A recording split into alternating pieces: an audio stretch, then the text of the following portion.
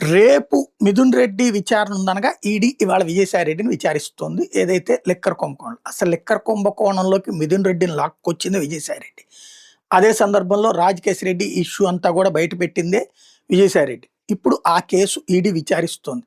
ఇంతకుముందు కూడా విచారణలు పూర్తయిపోయినాయి. ఇప్పుడు ఏం చెప్తారు?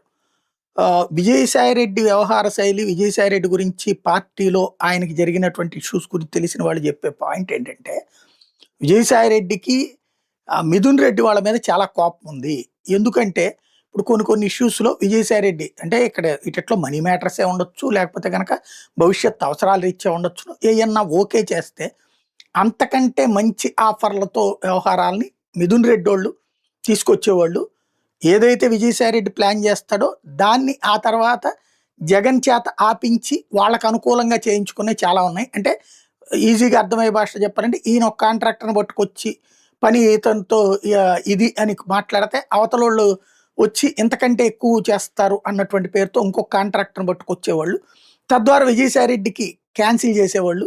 అట్లాగా వాళ్ళ దగ్గర మాట పోగొట్టుకున్న సందర్భాలున్నాయి. అప్పట్లోనే జగన్ మీద ఆ అసంతృప్తి ఉంది. పేరుకేమో పేపర్‌లో, టీవీల్లో అన్నిట్లో నంబర్ 2 అని రాస్తారు. తీరా చూస్తే అసలు జరుగుతున్నదంతా జగన్ దగ్గర బాగా యాక్సెస్ మిథున్ రెడ్డికి ఉందన్నటువంటిది ఒక రకమైన ఈర్ష్య, అసూయలు ఆ రోజుల్లోనే ఉన్నాయి.